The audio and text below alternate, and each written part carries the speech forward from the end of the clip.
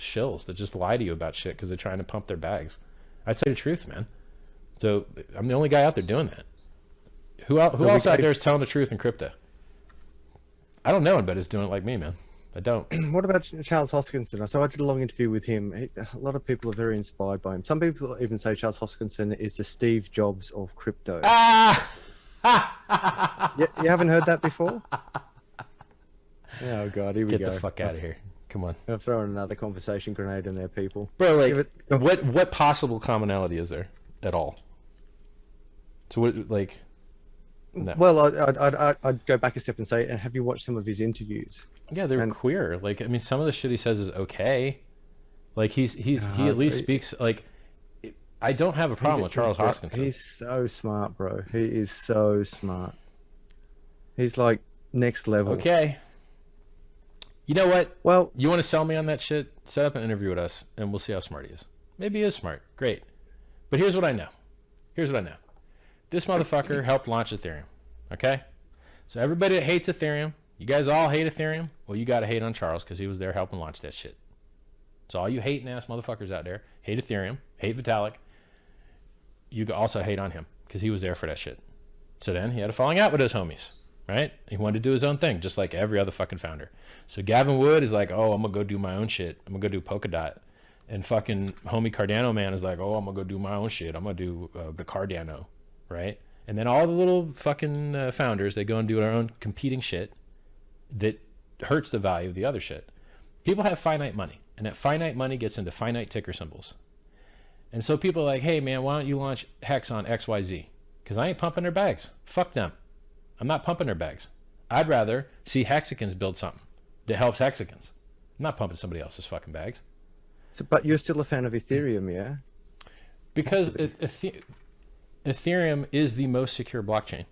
Ethereum has the best auditors. Ethereum has the best tooling infrastructure. Ethereum has the best adoption. Ethereum has the best features. Ethereum has the most secure blockchain software that exists currently.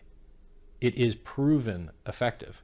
It has the most on-chain liquidity for stablecoins. It has the most on-chain transactions of any blockchain ever in history ever. There's been twice as many transactions done on Ethereum in the 3 years or 4 years that it's existed, or whatever, like 6 years, than in the 10 years that Bitcoin's existed, because it has a higher performative network. The shit has earned respect. It has earned respect. And these other vaporware empty chains that no one's fucking using for anything, but people are just pumping up to the sky for fucking giggles, they do not deserve that respect. So like when Dogecoin does a 30x, am I now supposed to pretend that the software is good? Or that anyone is developing anything for it, or that has any fucking features other than send? It doesn't. So this, we're not comparing apples with apples here, brother. This concept that because a price is high, it is therefore good, is backwards. And Warren Buffett will clear you of this disillusion. And Warren Buffett will tell you, and he is right about a lot of shit, unfortunately, not right in crypto, he'll tell you, price is what you pay. Value is what you get. But most people think that price is value. So they're like, oh, Dogecoin is expensive, must be good now. Nope. It's worse than it was previously, because now it's less secure, because now the incentives to attack the network are larger. So it was more secure before you guys pumped the price, because they don't even have their own miners. They merge mine with Litecoin, and Litecoin security sucks. We can't compare Doge with Cardano. It's too. Why not? Doge has more users. Doge has more users. Why not? Why can't you compare them? What can you do with Cardano other than send? So pretty sure you can just send. One is a joke and never designed to be anything else other than a meme coin. Yeah, but I'm talking about software features. Can you do anything else with Cardano other than send it? No, you can't. So then they are very similar networks, because you can just press send or not, and that's it. Okay, as of right now. But what is... So vaporware, so promises of others, so promise coin. So you bought a security where you're hoping and praying that the work of others pump your bags. Richard, you made a promise about Hex, and you had to develop Hex. Nope. Hex launched fully and totally complete, done, and locked forever, with no promises of work from the others. There's no fucking code updates. There's no forks. There's none of that shit, because it's complete and finished. And everyone, if they want improvements, can do it on layer 2. So we now have layer 2, 2 cent trading, with Uniswap on a fork of Ethereum called Matic that has lower fees. It's an L2. We have that. Cardano doesn't have that. Dogecoin doesn't have that. We have that. But I didn't need to change the fucking code to do that, because you can develop on top of it. There are people that now have developed tradable stakes. There's code in the developer chat where you can make a hex stake and then trade shares in that hex stake. Did we need to edit the code or change the code to do that? See, you're falling for the shit the EOS people fell for. And it's the exact same fucking playbook. Hey guys, we've got this team of people that's going to build some shit, and everyone's going to switch to our new shit because it has higher throughput and lower fees. Exact same fucking sales pitch. Exact same sales pitch the EOS guys fell for. And how did EOS do this year? Fucking garbage. Because people buy their new bullshit vaporware coin that they think is going to be the new great next fucking thing, and everyone pumps the hypes it to shit, and then it has the misfortunate event of actually launching. And then when it actually launches, no one's dreams come true. Though? Huh? Wasn't EOS built on Ethereum? No. Am I getting that right? No. Oh, sorry. Okay. No, I'm thinking of Tron. Sorry. Here's how EOS worked. Yeah. EOS was like, hey, we want to create an Ethereum killer. Lower fees, higher throughput. Okay. We want money to do that. Okay, how are we going to get people's money? We're going to let you transform, or I'm not sure exactly how they did it, but you could put Ethereum in on the Ethereum blockchain, get their ERC20 EOS token out, and then when their mainnet came out, trade your ERC20 for their mainnet token. You know who else did that? TRX. You know who else did that? BNB. Those are all multi-billion-dollar projects. Okay, so TRX went from an ERC20 to their own mainnet. BNB went from an ERC20 to their own mainnet. EOS went from an ERC20 to their own mainnet. And I could probably list you other ones as well. Even Polkadot. I think Polkadot was an ERC20, and then they went to a mainnet. I think. I think Tezos might have done something similar too. Like, this is a very common thing. They're raising money, and then they're going to a mainnet. Okay. Now, who's building the mainnet? The people that you're enriching, the founders. Okay. And are you buying a complete finished product that is functional and operational? No, you're not. You're buying hopes and dreams. And how does the hopes and dreams usually work out? It usually works out like the 2017 ICOs, where 99% of them went to fucking zero. So, oh, here's Siren Labs. They're going to make a blockchain cell phone. Nah, actually, you're going to lose all your money. How about that? Oh, here's fucking, here's this guy that's real popular on Dilbert, the Dilbert founder. Who's the guy that writes Dilbert? Adams. Scott Adams? I think so. But I might be wrong. But let's say Scott Adams, okay? Scott Adams writes Dilbert. I might be wrong. I might be mixing them up. Whatever. The fucking Dilbert writer guy. He makes a stupid token called When You. How's that shit going? Going to zero, motherfucker. Straight down. Oh, okay. So what happened to all these 2017 fucking ICOs? They all went straight down. Were they bad ideas? No, ideas were fine. Was the execution that bad? Oh, some of them was, yeah. But some of them launched and then just went to zero anyway.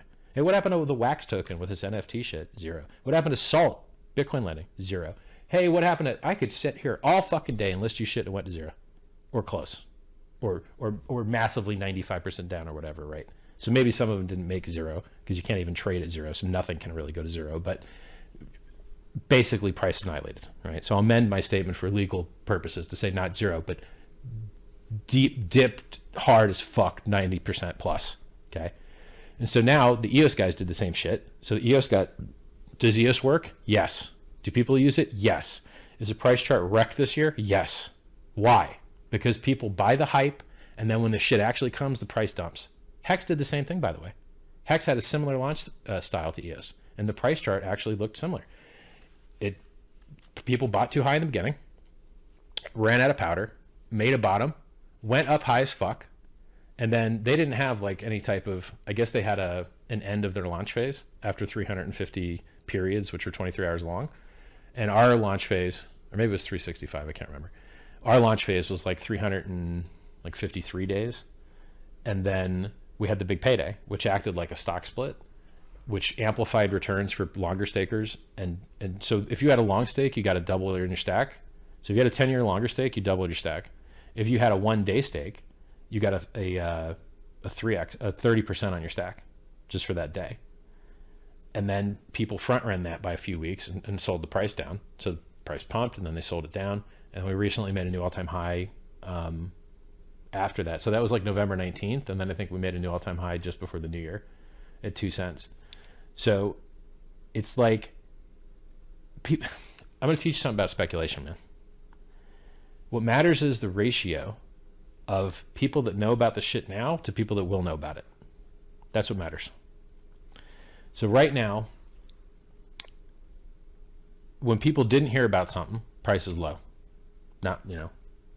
And then when everybody hears about it, price is a lot higher. Now, does that matter? The technical specifications? No. Does security matter? No. The only thing that matters is the ratio of how many people knew about it then and how many people know about it now. That's what actually moves the fucking price. Now, you can cancel that out with some bad structure, like rug pulls where shit goes to zero, where security, it goes to zero, where, you know, some other bad thing happens, like fees get too high for anyone to use it, shit like that. Then those do negatively impact price. But they get solved in the fees issue by bear markets. Bear markets solve the fee problem. And then if other L2s solve the fee problem, other competitive chains, if people fuck off to those, it solves the fee problem. If USDT starts using an L2, solves the fee problem for a while, right? You buy time.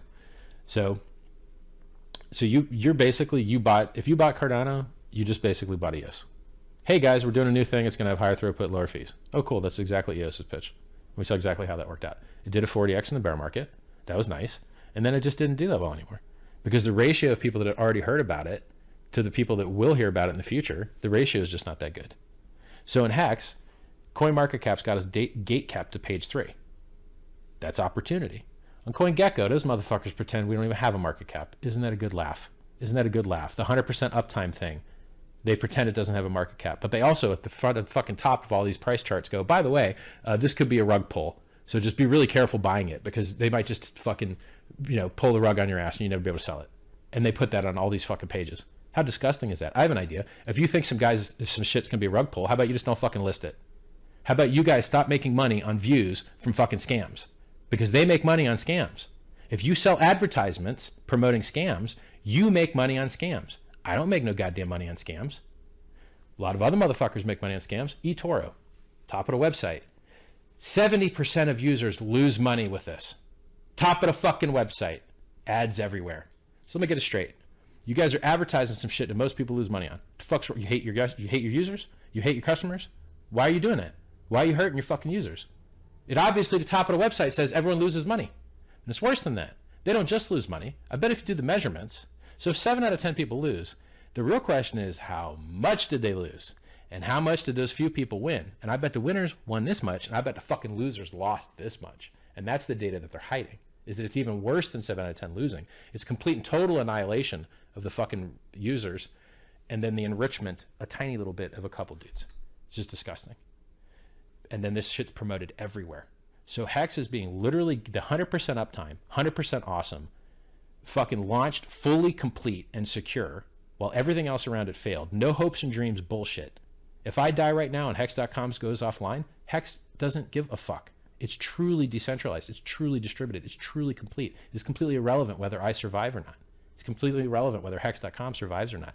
The code sits on that blockchain and keeps doing what it's doing for 150 fucking years. So if you bought Cardano and you're hoping for adoption and you're hoping people are going to build shit, you're buying into a 2017 ICO, and the price will fucking dump hard as fuck. And the harder it rises up, the harder it will fucking dump. Because eventually when it finally comes out, then people will be like, oh, well, shit, another empty blockchain no one's using. How many of those do we have now? Do you want me to list you all the empty blockchains? DOT, ADA, Tezos, EOS, all of them. They're all empty. BSV, they're all fucking empty. You just don't have users, man. So you guys are all hoping and dreaming you're going to get users, and you're going to find the same thing when HEX launched. The price is going to dump because the hopes and dreams of day one, they just aren't, they're too hard to meet. You know what HEX was valued at day one by guys that bought it then on a diluted valuation? Day one, they valued it at 1.6 billion. Day one. And then this is after me publishing the chart that says, hey, look at how EOS launched. It dumped for 80 to 120 days and made a bottom here. And then I published the CSV charts to show you, here's the fucking EOS price every single day. Look, it did this, and then it did this, and it had a nearly identical launch system. Maybe don't go in all in one day, right?